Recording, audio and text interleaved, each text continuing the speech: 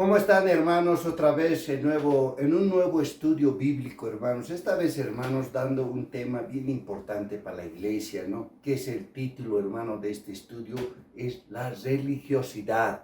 La religiosidad, ¿a qué nos referimos, hermano? Es algo que la iglesia hoy en día también está en este mal que está en las iglesias, está ahí campeando, hermanos. Entonces hoy día vamos a hablar de este tema. Y algunos se preguntarán, ¿qué es la religiosidad? Viene de la religión, hermano. Y sabe que, hermano, para entender la religión tenemos que saber un concepto apropiado para este tema. ¿Y sabe cuál es? Es el conjunto de prácticas, de costumbres, de tradiciones, inclusive de ritos, creencias, hermano, en los cuales agrupa y recoge, hermano, a reunir a personas. Y estas personas, al ver que son reunidos por la religión, practican este tipo de religiosidad, que son costumbres, como ya les he dicho. Ahora, hermano, la religiosidad también es una actividad, hermano, dedicación a determinada doctrina, a determinada enseñanza. Ahora, lo contrario de religiosidad sería la espiritualidad.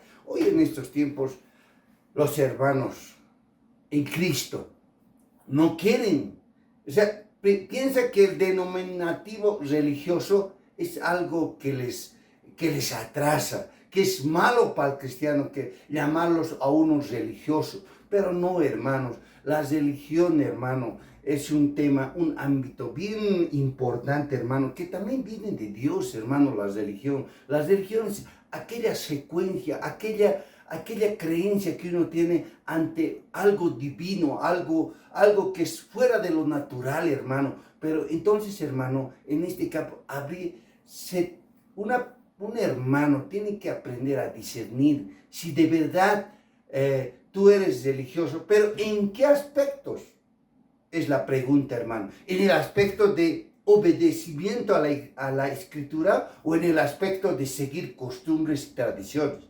Nos podemos definir, hermanos. Entonces, para esto, hermano, vamos a leer los textos que está aquí en pantalla, si ustedes lo tienen, que está en el libro de Marcos, y ahí nos habla, la Biblia mismo nos habla de la religiosidad. En Marcos, capítulo 7, versículos 5, 6, 7, 8. Vamos a leer. En el 5 dice, le preguntaron pues los fariseos y los escribas, ¿por qué tus discípulos no andan conforme a la tradición de los ancianos, sino que comen pan con manos inmundas? Es una observación que los fariseos, los escribas de ese entonces, le preguntaron al maestro, al rabí, a Jesús, hermano, y respondiendo él les dijo, hipócritas, bien profetizó de vosotros Isaías, como está escrito, este pueblo de labios me honran, mas su corazón está lejos de mí. En el 7 nos dice, pues en vano me honran, enseñando como doctrina mandamientos de hombres, porque dejando el mandamiento de Dios, os aferréis a la tradición de los hombres, los lavamientos de los jarros, de los vasos de beber, y hacéis otras muchas cosas semejantes. ¿Qué está queriendo decir nuestro Señor Jesucristo aquí? Que ustedes han olvidado el mandamiento de Dios y ustedes se están guiando por mandamiento de hombres, cosa que no está escrito en la Biblia. Entonces, hermanos, aquí Jesús mismo habla a los fariseos y a los escribas de ese entonces, diciéndoles que ustedes bien se están fijando en que mis discípulos no se lavan las manos. Bien se están fijando, porque, hermanos, acuérdense, si ustedes revisan las costumbres judías, hermanos, los judíos tenían que lavarse 7 veces, hermano, para ingerir alimentos. Tenían prácticas, hermanos, rituales, tradiciones, hermano, que ellos mismos inclusive echaban cargas pesadas a los judíos, y ellos, siendo los sacerdotes, siendo los principales escribas, hermano, ellos no podían cumplir. Entonces, a eso se refiere cuando dice nuestro Señor Jesús, hipócritas, ustedes mismos no lo cumplen y quieren que todos lo cumplan, hermano. Entonces, en ese sentido, hermano, la religiosidad, hermano, desde el Antiguo Testamento, la venida de nuestro Jesucristo ha sido observada por nuestro Señor Jesucristo. porque la religiosidad de los fariseos no estaba bien conforme a la Biblia, hermanos.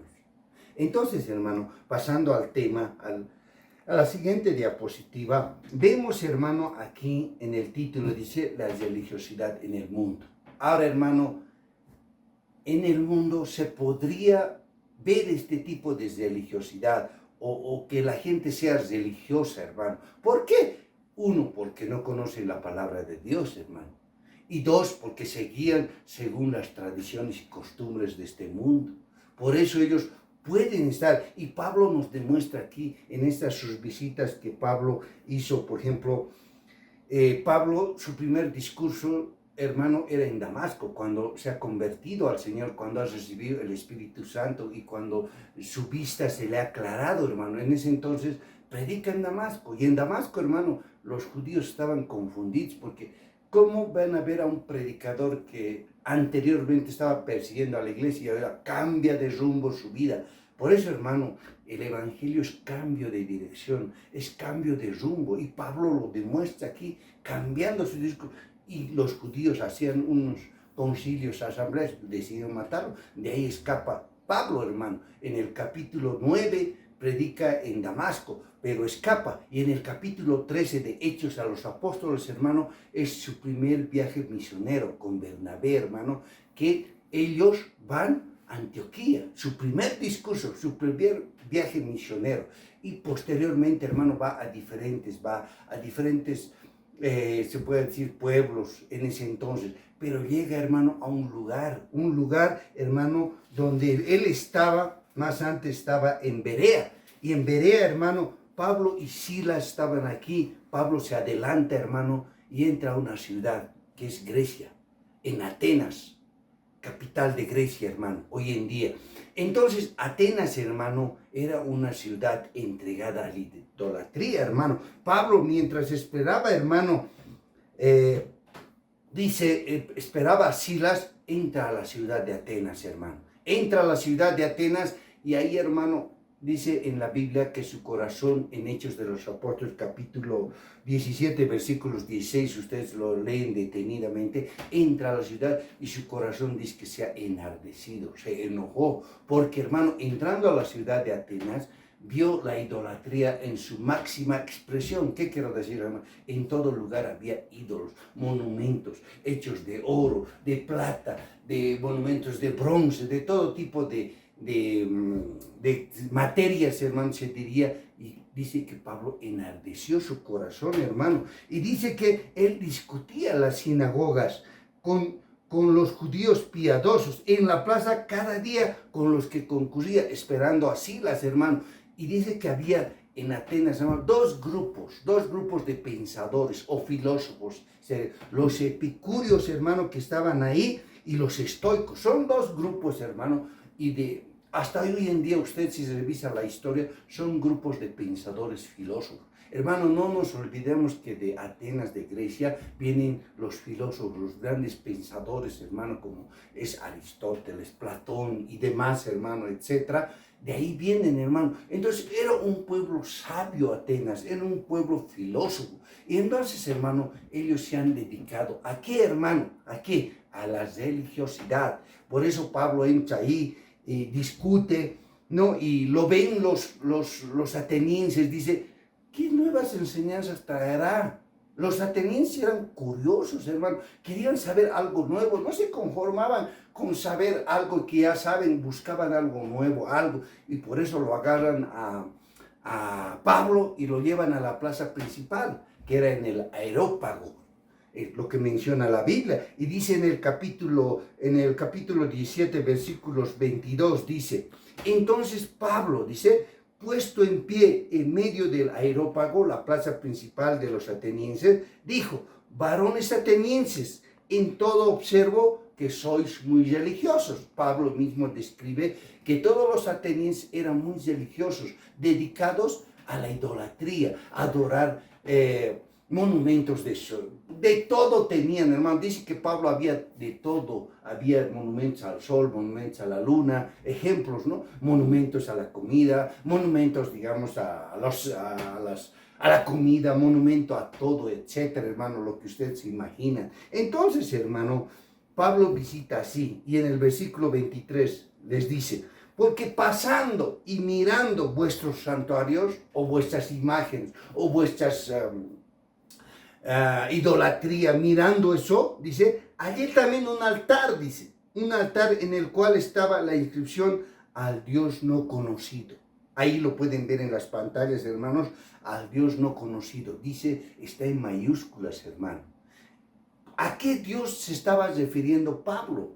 Se estaba refiriendo al Dios de la Biblia, al Todopoderoso, al Creador del cielo y de la tierra, hermano, al que vosotros adoráis, dice, pues sin conocerlo es a quien yo os anuncio, hermano.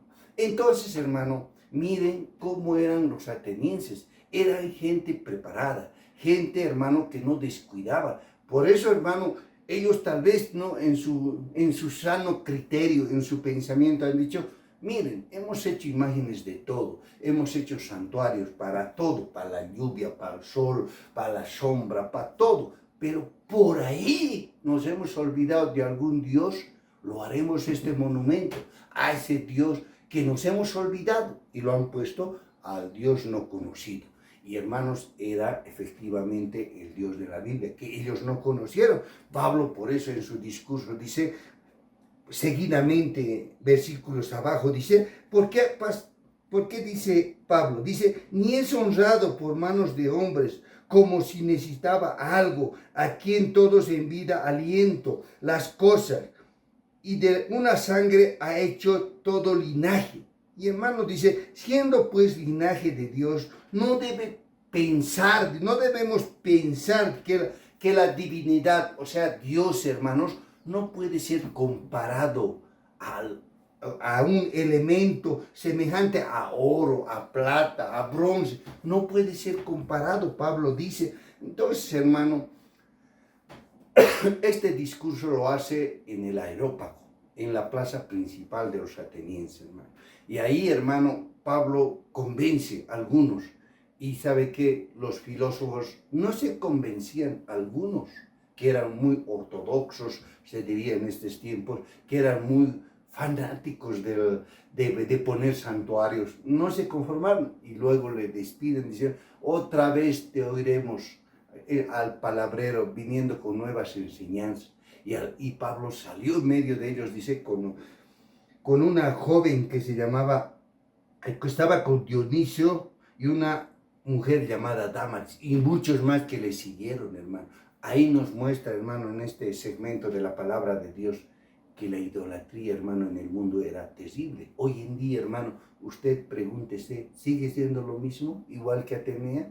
Tal vez no en esa magnitud, pero, hermano, existe igual, existe. Usted analícelo, si en tu país, donde me ves, hermano, sigue ahí este tipo de religiosidad, hermano, de hacer santuarios, de adorar a lo que pesquemos, a lo que, no sé, nuestras creencias, nuestras tradiciones nos dictan en nuestra conciencia.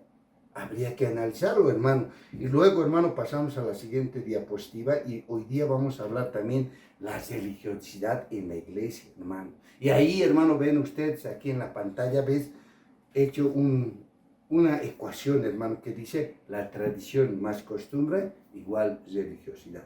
Si ustedes lo analizan profundamente, es así. Hermano, si uno, mire, para saber qué es tradición, hermano, tenemos que enfocarnos en la tradición.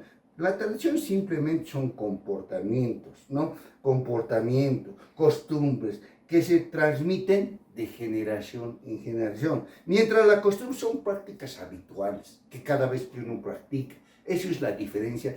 Ambos tienen significados diferentes, pero llegan a lo mismo. La suma de estos dos es la religiosidad, hermano. Ya hemos hablado bastante de la religiosidad, y vámonos al libro de Romanos 12:2, que nos dice: no os conforméis a este siglo, sino transformaos por medio de la renovación de vuestro entendimiento, para que comprobéis cuál sea la voluntad de Dios, agradable y perfecta. Y hermanos, también este pasaje lo complementa lo que estamos aseverando, hermano. Colosenses 2:8 dice: mirad que nadie os engañe por medio de filosofías y huecas sutilezas, según las tradiciones de los hombres, conforme a los rudimentos de este mundo, y no según Cristo.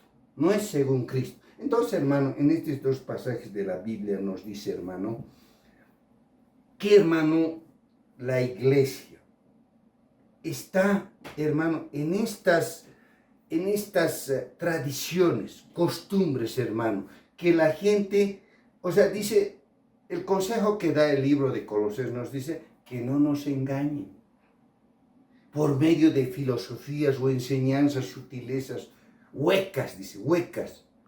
Entonces, hermano, ¿qué nos está diciendo la palabra de Dios en este tiempo? Nos dice, no te conformes a este siglo, no te conformes, digo, sino transformaos por medio de la renovación de vuestro entendimiento, dice, para que comprobéis cuál sea la voluntad de Dios.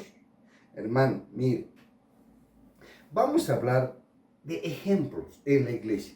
A veces, hermano, nosotros en el mundo es aceptable que tengan esta religiosidad, esta religión, esta costumbre, esta tradición. Sí, porque ignoran la palabra de Dios. Pero en la iglesia, hermanos, ya tienen conocimiento de la palabra de Dios.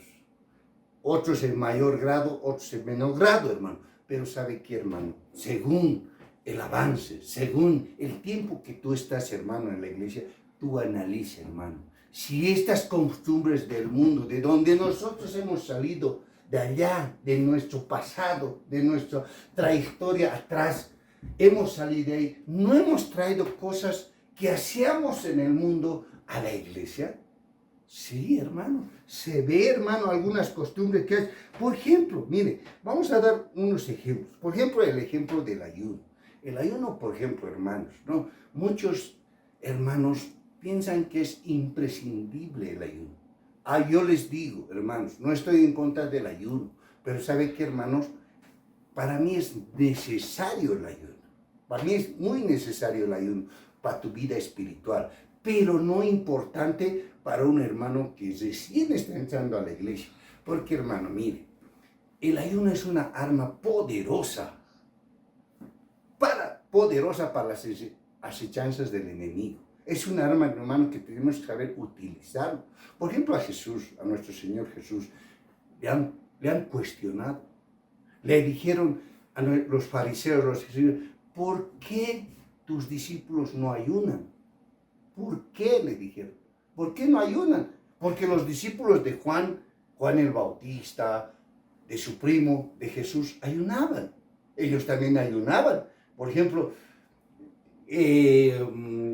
había, no sé, no me acuerdo muy bien, en Mateo o en Marcos dice, la palabra de Dios dice que había un publicano, si no me equivoco, que ayunaba 2 veces a la semana. 2 veces, un lunes y un miércoles, por decirles, ¿no? Ayunaba 2 veces a la semana. Pero ellos, ¿dónde estaba escrito que el ayuno era, digamos, era una imposición? No, hermanos. El ayuno, por ejemplo, que Moisés dictó, si ustedes lo verifican en el Antiguo Testamento, era 1 vez al año. Y en determinada fiesta, hermano, que tenían que ayunar.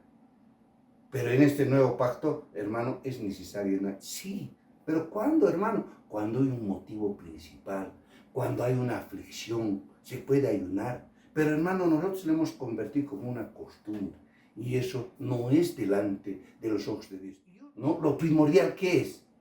En una congregación, la palabra y la adoración. Porque la palabra está respaldada. Dice que el Señor mismo nos dice, ¿no? La palabra, la fe viene por el oír la palabra de Dios. Entonces, ¿es imprescindible que haya en la congregación palabra? Sí, palabra de Dios. Ahora, ¿es imprescindible que haya adoración, alabanza, gozo en la congregación? Sí es simple, porque la palabra lo manda. Dice que Él está buscando adoradores en espíritu y en verdad.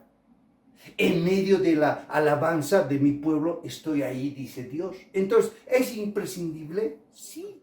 Otros ejemplos, hermano, por ejemplo, que dicen en algunas iglesias, por ejemplo, que es bien importante, hermano, el orden que se ha establecido en la iglesia. Primero viene la alabanza, la adoración, después viene el gozo y al último la palabra. Yo a veces me he preguntado, hermanos, ¿no? Y he dicho, ¿por qué tiene que venir en ese orden? Y indagaba y decían, ¿por qué? Porque todos lo hacen así.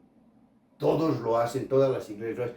Y yo digo, dentro de mi pensamiento, digo, ¿por qué no lo puedo hacer al revés? ¿Por qué no primero hago la alabanza, primero hago la predicación y luego al último la adoración y la alabanza, el gozo, y nos vamos gozosos en el Señor, vámonos despidiendo del culto, hermano? Pero lamentablemente, hermano, nuestras tradiciones o costumbres están enraizadas en la iglesia y se lo hace de esa manera.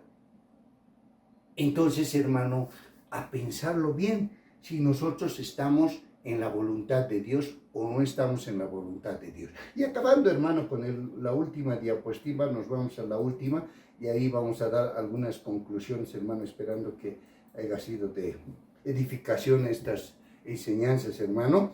En las conclusiones, vámonos al libro de Juan 1, 11, 12, 13. Dice, en el 11, a los suyos vino y los suyos no les recibieron. Mas a todos los que les recibieron, a los que creen en su nombre, les dio potestad de ser hijos de Dios. 13. Los cuales no son engendrados de sangre, ni de voluntad de carne, ni voluntad de varón, sino de Dios. Hermano, entonces, aquí, ¿qué nos está queriendo decir en este versículo último? Que dice que Dios dice que no somos nosotros engendrados por hombre, ni por varón, no somos engendrados ni por sangre, sino, ¿sabe qué? Somos engendrados por el Espíritu Santo. Ahora, hermano, uno dirá, hermano, ¿por qué nosotros, hermano, podemos nosotros tener esa religiosidad? Ya hemos hablado anteriormente por la costumbre, por las tradiciones, hermano, pero yo les voy a decir en estas conclusiones, ¿sabe qué, hermano? Analicemos si andamos en la religión o andamos en la relación. ¿Qué es una relación, hermano? Mire, una relación, ejemplo, cuando nosotros, en un matrimonio voy a hablar, tenemos una pareja, estamos enamorando, por decirlo, ¿no? ¿Qué relación tenemos? De enamoramiento.